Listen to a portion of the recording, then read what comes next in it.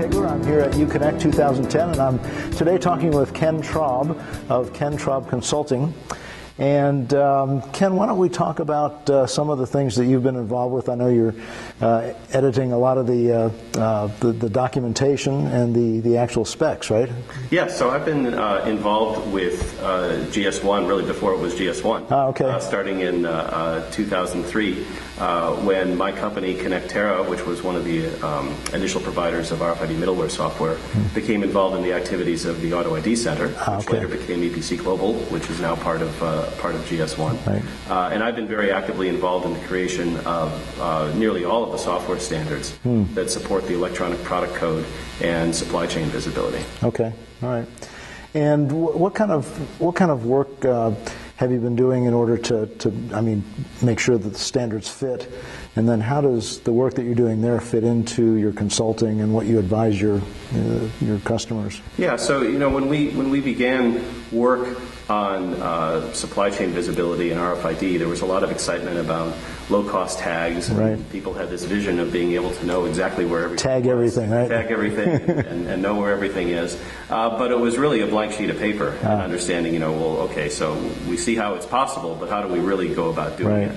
One of the things that I was instrumental in doing is figuring out the architecture, the software architecture, for how to build systems like that. And it's more than just the tags and the readers. There are certain layers of software that are needed, and it's a complicated problem because you're dealing with software not only up at the enterprise level, where IT professionals are employed, but also down in the factory floor, where you're putting the readers and tags. Today, what I'm doing is helping companies understand what those standards are and how they work to solve business problems. Okay. And that's a big focus of my consulting practice, is helping companies to understand what the standards mean and then how best to apply them. Right, because they may, as you kind of talked about at the beginning, you've got this idea about being able to put a tag on something and then track it.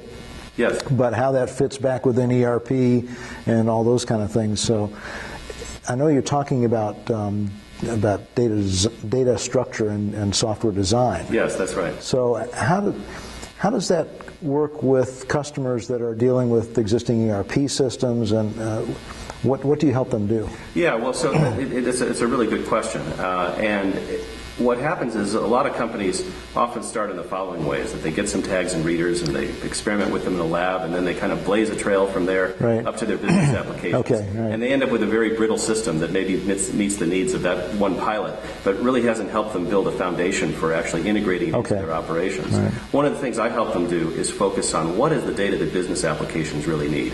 This new kind of data that you can get by having visibility into what's happening in the physical world, by tracking your products and your assets and things like that. Right.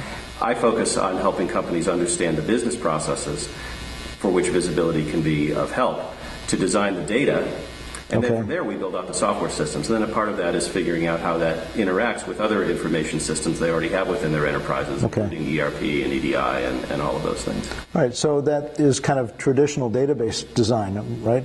You start with the data structure based on the requirements of the business, and then build the applications around it. Yeah, a bit of it is database design. A lot of it is really coming to understand what is this new kind of data, because it is new data, knowing where things are. Right. The geophysical stuff, right? Yeah, exactly, and it gets into a lot of detail on exactly how do your material handling processes work. A lot of things that have going on in the warehouse or the factory, the retail store, things that people do and the information systems don't know anything about them. Right. Now we have to describe them in a way a computer can understand.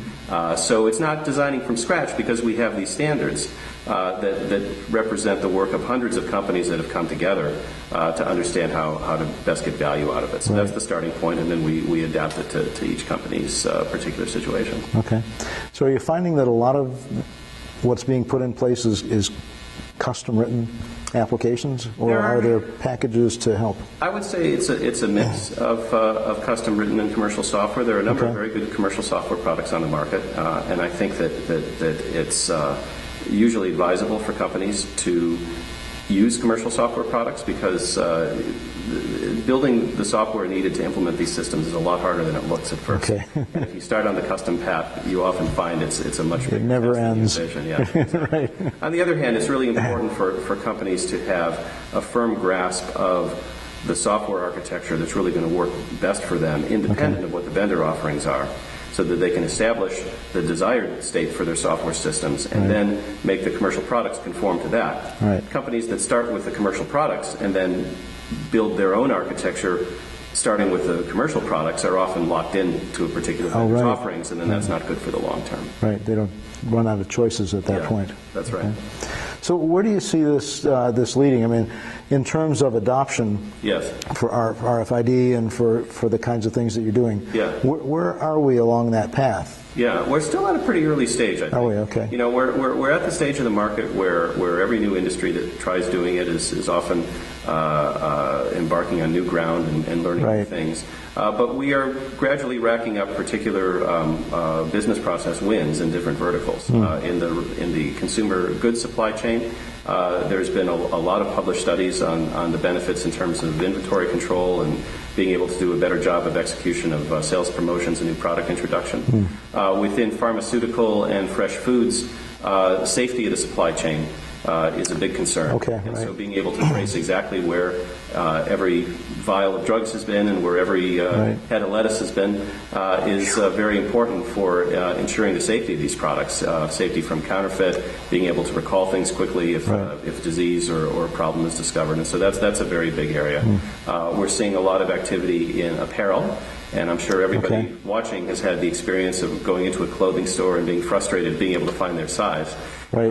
Being able to track these products electronically with RFID makes it much easier for the stores to keep the right products in stock. Because you can imagine the labor savings, being able to walk by a rack of clothes and know instantly what's there, as opposed to having to look at each one of them at a time and make sure they're in stock.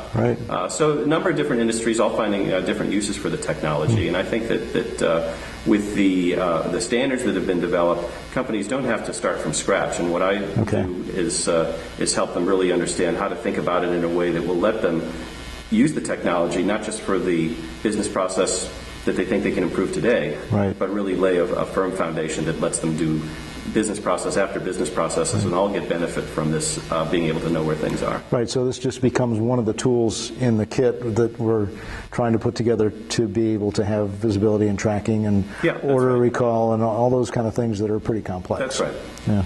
Okay. All right. Anything else you'd like to add? Well, I think that it's something that I think companies in any industry can benefit from. I think it certainly pays to educate yourself and know what the technology is and how it can benefit. People often think that the benefits are limited to supply chain applications, but there's a lot of within four-wall applications where you can benefit from knowing where things are. It's not just tracking products. It could be tracking your fixed assets, returnable assets, machinery that you use to move things around. There are many, many applications for furniture tags, right? All those things. Absolutely. And in the postal services, for example, have found that they have these metal cages they use to move mail from one place to another, and sometimes they run out of them. And then operations slow down. So by tracking those, they're actually able to improve their operations. Similar use case in the automotive industry for containers they use to move sheet metal parts around. So many uses, and it's worth companies educating themselves and understanding the standards which apply whether you're going across the supply chain or within four walls. All right. Well, thanks a lot, Ken. Thank you very much, Scott. Appreciate it. And thank you to your listeners. All right, great.